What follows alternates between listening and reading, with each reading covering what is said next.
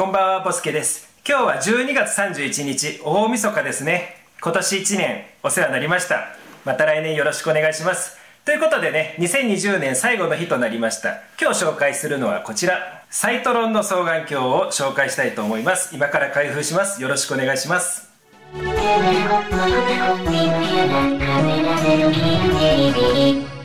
それではミュージックスタート。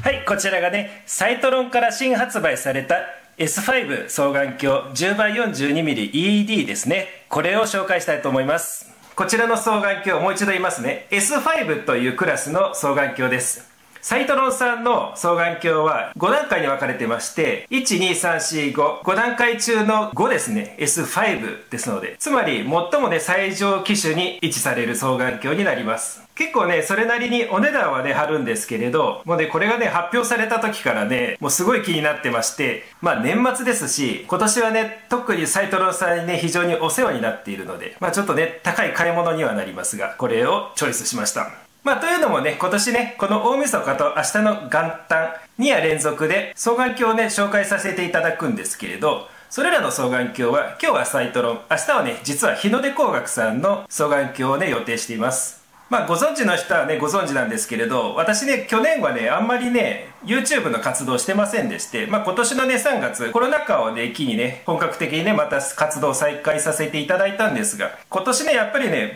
最も再生されたナンバーワン、ツーとしまして、サイトロン社と、あとは、まあ日の出工学を含めたスコープテック社ですね。それらの動画がだいたいね、10万回再生ぐらいね、突破しております。まあそれぐらいね、人気を二分した動画になりまして、まあ私としてもね、いろいろそれらのね、人気商品をね、生み出してくれたこの2社には非常に今年感謝しております。まあ自分自身ね、成長させていただいたということで、今日明日ね、このね、大事な時期に、この2つのメーカーのね、製品を紹介させていただきたいなと思いました。まあ、特にね、今年サイトロン社といったらもういろいろなね、機種がね、発表されまして、まあ、例えば望遠鏡で言うと、このスタークエストシリーズだとか、あと AZGTE シリーズ、あとはね、アスカーの望遠鏡もありましたし、マクシーとニュートリーの兄弟もね、発売されましたよね。非常にね、ご活躍されたメーカーだと思います。そんな中でね、双眼鏡も非常に気になるものがね、発表されたということです。これね、実はね、ただの双眼鏡ではありません。シュミットペシャンプリズムを使ったルーフプリズム型のね、双眼鏡、まあ一般的に打破式双眼鏡と言われるものとはちょっと違うんですね。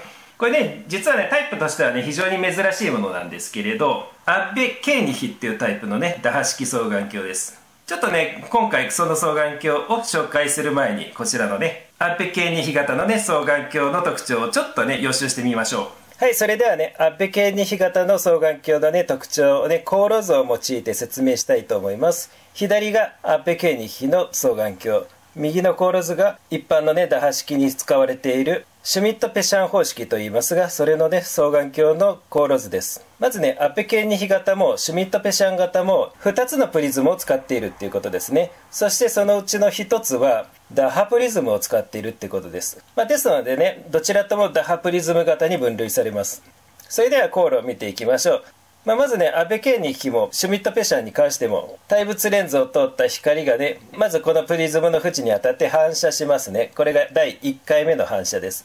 そしてね、次はね、2回目の反射なんですけれど、2回目の反射の時はどちらの形式にしても打破プリズムのね、屋根の部分、そこで反射します。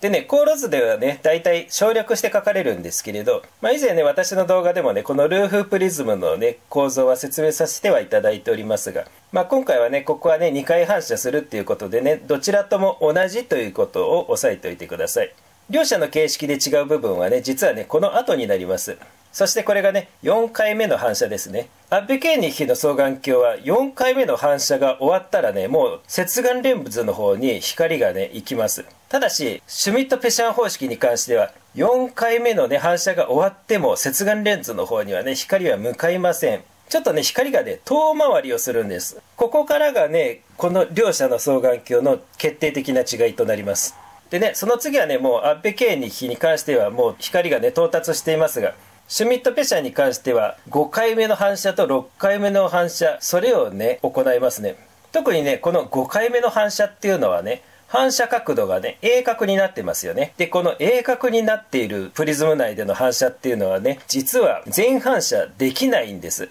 ですのでこのね反射面にアルミを付着させて反射率を向上させてるんですけれど、それでもね全反射までには至らないで明るさがね落ちてしまうんですね。これがシュミット・ペシャン式、いわゆるね普通の打破式の最大の欠点です。明るさがここでね落ちてしまいます。高級なね双眼鏡になればね、ここに増反射コートって言って反射率をね上げるコーティングもされているんですけれど、そうしたところで全反射だけでねできているアッペケーニ比に比べるとやっぱりね明るさ的にはね不利になります。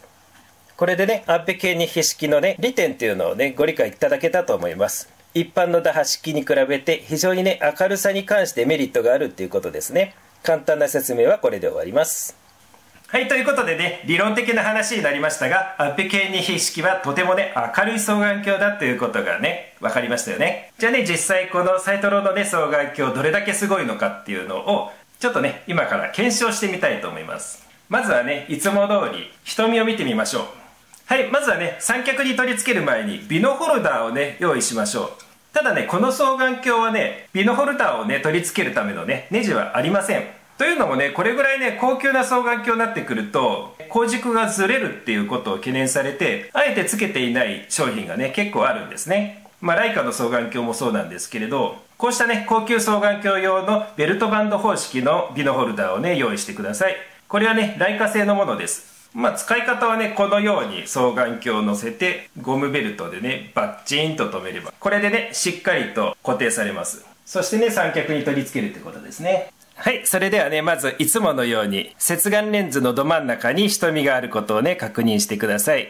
電気を消します。はい、そうするとね瞳がねまん丸なのはねもちろんのことです。特にねすごいこととしてはこれねアッペケーニ比型のね特徴でもありますが、全然ね瞳孔がないんですね。背景の明るさもねちょっとね暗くしてみますけれどね、全くね瞳の周りにね光の漏れっていうものがないんですよ。これ通常のねシュミット・ペシャン型ではねちょっと考えられない感じ。私が持ってるねライカクラスのものよりも瞳孔っていうものは本当にないです。真っ暗なんです。つまりね向こうからのね光をね一切余すとこなくねこっちまで持ってくるわけですね。あとはね当然カタログスペックではね表せないところとしてはこのねコーティングの良さですよね。もう見てお分かりいただける通りコーティングはねフルマルチコート、特にねプリズムまで全面合わせたパーフェクトフリーマルチコートです。光がねスーッと溶け込むような暗い感じのね反射光ですね。そしてもうねこれぐらいの高級機になるともう当たり前になってきますが、対物レンズ周りのコバ塗り、これもねしっかりされています。対物レンズだけじゃなくって接眼レンズ周りのコバ塗りもねしっかりとね施されております。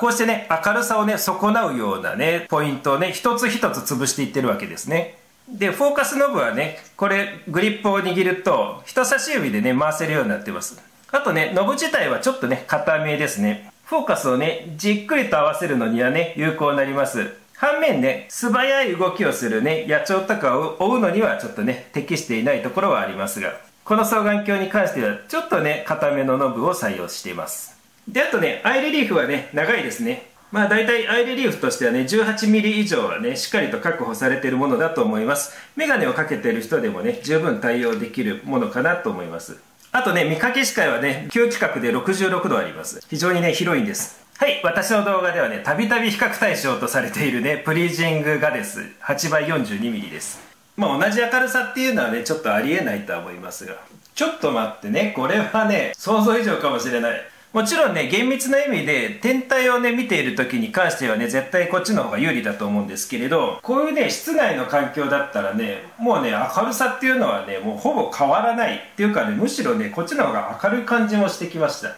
ですのでねよく双眼鏡は倍率がね低い方が明るくてね見やすいって言うじゃないですか。私がねたびたび言ってるように8倍と10倍だったら10倍の方が背景がグググッとね暗くなってより暗い星がねグググッと持ち上がってきますので、このねサイトロンのねアッペケーニ比にも8倍と10倍タイプがあるんですけれど、これだけ明るいのであれば私はね10倍という双眼鏡の選択肢もね十分ありだと思ってます。